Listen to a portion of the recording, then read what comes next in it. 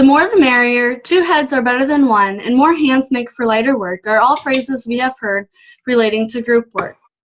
What is the first thing you hear when you think you're going to be part of group work? Some people think good things while other people really don't enjoy it. Group work has both its perks and its downfalls. Group work is good for many different reasons. Group work exposes people to diversity. Diversity is a great thing when it comes to group work. It can make parts of the group work more difficult and tedious, but it can also offer more resources. It can also offer more resources to the group to make a better product. When there is diversity, everyone brings different views and ideas to the table, unlike a group that is more similar would. Everyone will vary in talent, time availability, and knowledge when there is diversity in the group. While one person might not be very creative, but likes to do research, another person might be the exact opposite. This can be used to their advantage to come up with the best end product. Synergy is another great aspect of group work. By working in a group, you are able to accomplish more than you would be able to alone. Here, you are all working for the same thing and doing a lot less work for it. This is where Alan F. Mogenson's famous quote, "Work smarter, not harder," comes into play. By collaborating what you have all come up with what you all want or need is making the job a lot less work for the same result. Group work isn't all sunshine and rainbows. It can also have its downfalls. I think everyone has had a bad experience when it comes to group work at one time or another, unless you were the cause of the bad experience, obviously. One of the first and biggest challenges in group work is trying to coordinate everything. You have to find a time to get together or a time to present that works for everyone. For example, it can be challenging to coordinate a group project for an online class when you never see each other. You have to use some sort of online communication to discuss what everyone will be doing to take part in the group work and to find a time that will work for everyone. Social loafing is something that some group members may engage in that ends in them contributing less than others because they get distracted or do things that prevent them from getting their work done.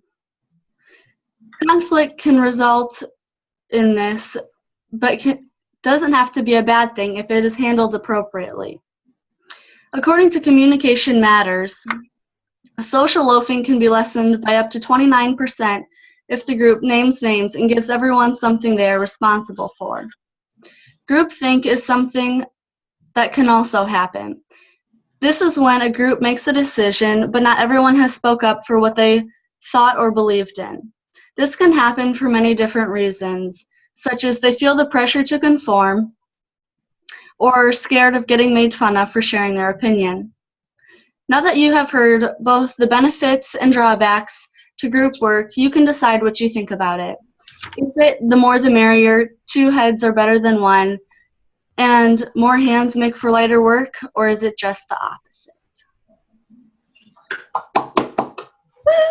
Yay!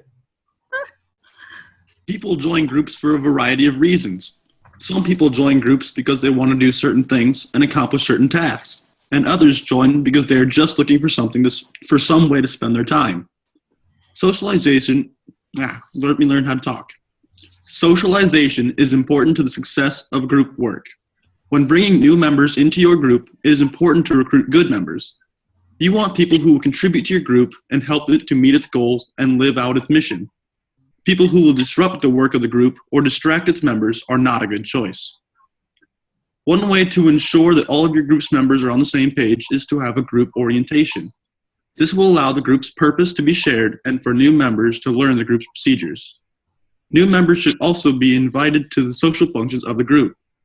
If possible, you could be a mentor and help new groups until they feel comfortable on their own. When joining a new group, it is usually a good idea to embrace the group's culture.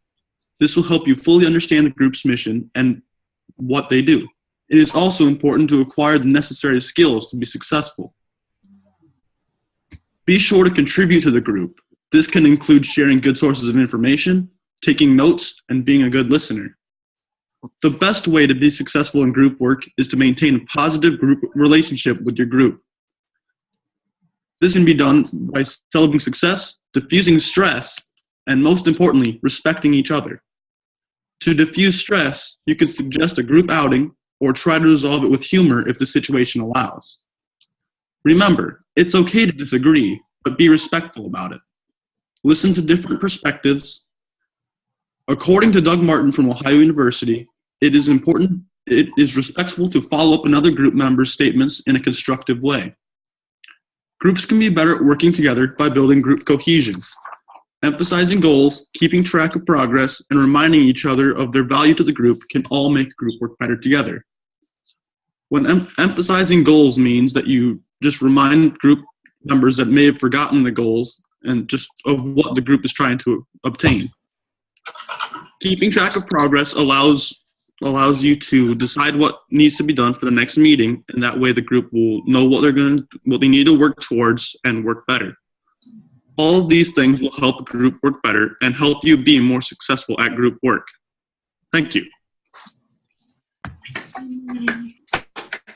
All right, guys. So I'm going to be talking about managing conflict within a group. So first of all, what is conflict? So conflict is basically a misunderstanding, a lack, or breakdown of information. And it has basically two dimensions. It has our needs and our desires, and then it has the other party's needs and desires. And there are 5 styles of conflict. So the first style is the competing, and that is when an outcome cannot be shared. So that goal cannot be shared, and therefore parties are like almost antagonizing each other. So, when parties antagonize each other, it's not good because, people will get upset, and it's just not good, obviously. But at the same time, that style sometimes promotes for us to just perform at our best. It may bring out our competitiveness, yes, but, we are motivated to do better. Then we have the avoiding, which is basically to avoid or to ignore the situation. And this is not good because a conflict will just not go magically away if we decide, to ignore it. So that's probably not the best to do. Then we have the accommodating, which is when we sacrifice on our part to let the other party win. On the short term, that is fabulous, things that resolve really quickly. But on the long term, it's not good because resentment can come at a later time. Then we have the compromising, which is when someone gives up something for the greater good. And I think this is a pretty good style because, I'm not going to get everything that I want, but, we are going to get stuff done nonetheless. And then on collaboration, just like Macy said, a lot of things have to happen for collaboration to happen. And, it's time consuming. Like patience, you have to become like really resourceful on how we're going to solve things. So some environments that can support communication and to resolve or avoid conflict, according to conflict management expert Sheena Heen, she says that we basically have to just actively listen on what other people are saying. She says that people treat listening as a last resort, and that's not good. We don't have to do that because when we do that, it's like, okay, I guess I'll listen to what this person has to have. And she's like, no, you have to have openness towards like ideas to other people's ideas. You have to have empathy. You have to have respect, not just respecting their ideas, but also how you talk to them. Obviously, pitch and tone. You have to be very assertive. You can't be, just going round and round, not really saying it. Because that can come out as confusing, that misunderstanding can create even more conflict. So basically what we have to do to resolve conflict is to have a plan, to respect the different viewpoints and just to be understanding and appreciate what our teammates may, have to say, because everyone has a set of skills that they are really good at and that may just help resolve conflict. Hi, everyone. My topic was leadership traits in group communication. In my research, I came across several very interesting points. Raymond Cattell, who was a pioneer in the field of personality assessment and development, came up with the equation of leadership potential in 1954. In this equation, which was based on the study of military leaders and is used today to determine the traits of an effective leader, Cattell listed all of the following as necessary traits of an effective leader. Emotional stability, being able to tolerate frustration and stress. Overall, they must be well adjusted and have psychological maturity to deal with everything they are required to face. Dominance, leaders are often competitive and decisive, usually enjoy overcoming obstacles. Enthusiastic, leaders are usually very active, expressive, and energetic. They're often very optimistic and open to change. Overall, quick and alert. Conscientious, leaders are often dominant and have a sense of duty. Overall, they have a very high standard of excellence and inward desire to do one's best.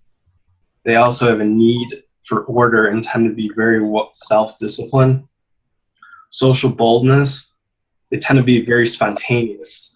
They usually are socially aggressive and tend to be thick-skinned. Overall, responsive to others and tend to have high emotional stamina.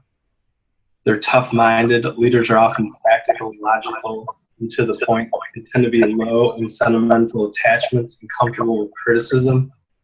They're usually indecisive or insensitive to hardship and overall very well poised. Self-assurance, they tend to be guilt-free and have little or no need for approval. They're generally secure and free from guilt and usually unaffected by higher mistakes and failures. Compulsive, they're very controlling and are very precise with their social interactions. I also went on to find some more research from the University of Oregon. Hardin's Leadership Center, which states all the following as being key leadership characteristics. Proactive, always thinking 3 steps ahead, working to master their environment with a goal of avoiding problems before they arise. Flexible, an effective leader will adapt to new surroundings and situations, doing their best to adjust. Respectful, by treating others, they will ultimately earn the respect of others. Open-minded, a strong leader will evaluate the input and interest from all parties for the betterment of the whole. Rewarding, recognizing the effort of others and reinforcing those actions. Organized, well prepared for meetings, presentations, events, and confident that the people around you are as well prepared and well organized. Delegator, a leader will know the talents and interests of people around them and be able to delegate accordingly. Overall, personality traits are a major role in determining who will and will not be comfortable leading others. It is important to remember that people are forever learning and changing, and leaders are able to recognize these things. Yeah, that's about it.